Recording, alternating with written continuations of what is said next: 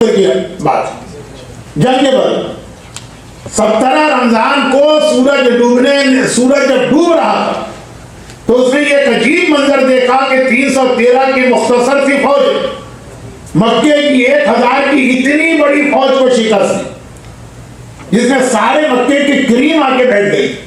जब next Saturday इस साल के कैलेंडर से आएगा, मगर उस जंग बदर के मौके पर पैगंबर ने 2 अनाउंसमेंट किए थे।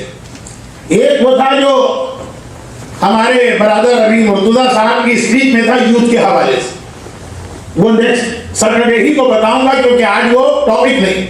और दूसरा अनाउंसमेंट ये कि जब मक्के के काफिर मारे तो काफी कैदी भी हुए। हर जंग में जो डेथ टोल होता है उससे ज्यादा प्रिजनर्स ऑफ वॉर होते हैं। जो कैदी आए पैगंबर ने मक्के वालों से ऐलान किया कि हम तुम्हारे कैदी आजाद कर देंगे, मगर ये हमारे खिलाफ मैदान में आए, इन्होंने जंग की, इन्होंने हमें नुकसान पहुंचाया। तो पैगंबर ने फिदिया लिया, पेनल्टी ली कि इतने पैसे दो और अपने कैदी को छुड़ा के ले जाओ। और जिनके पास इतने पैसे नहीं थे उनके लिए रसूल ने दूसरा सिस्टम बनाया जो बरादर मुर्तजा साहब की तकरीर का एक हिस्सा। तो खैर अभी तो कैदी थी।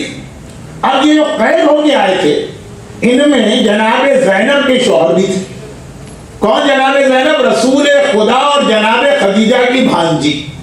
खदीजा की सगी बहन का नाम था हाला और खदीजा दोनों खुवैल की बेटियां। हाला का जवानी में इंतकाल हो गया, उनकी बेटियों को खदीजा ने पाला। सबसे बड़ी का नाम ज़ैनब था। घर में वो भांजी थी लेकिन खदीजा ने बेटी की तरह से उनको घर में रख के उनकी शादी करके उनको रुखसत किया और जहेज भी दिया। अब जनाब खदीजा का इंतकाल हो गया था, उसके 5 साल बाद बदर की लड़ाई हुई। ज़ैनब के शौहर मक्के के काफिरों के साथ आए थे और मैदान जंग में पकड़े गए थे। पैगंबर ने अनाउंसमेंट किया कि जिस जिसकी हैसियत है वो इतने पैसे दिए और उसको हम छोड़ देंगे। इन्होंने अपनी बीवी ज़ैनब को मक्के में कांटेक्ट किया और कहा कि मैं इस तरह गिरफ्तार हो गया हूं, मेरी रिहाई के लिए कुछ भी। जनाब ज़ैनब ने अपने गले का नेकलेस अपने शौहर की रिहाई के लिए दिया। पैगंबर के सामने जब फिर एक प्रिजनर के घर वालों की जाने से वो पैसे आने लगे, किसी ने दिरहम दिए, किसी ने दीनार दिए, किसी ने जोड़ा भिजवाया, किसी ने गोल्ड, किसी ने सिल्वर, किसी ने ये ज्वेलरी, ये नेकलेस। जैसे ही पैगंबर की आंखों के सामने आया, पैगंबर की आंखों में आंसू आ गए। ज़ारो कतार पैगंबर रोने लगे।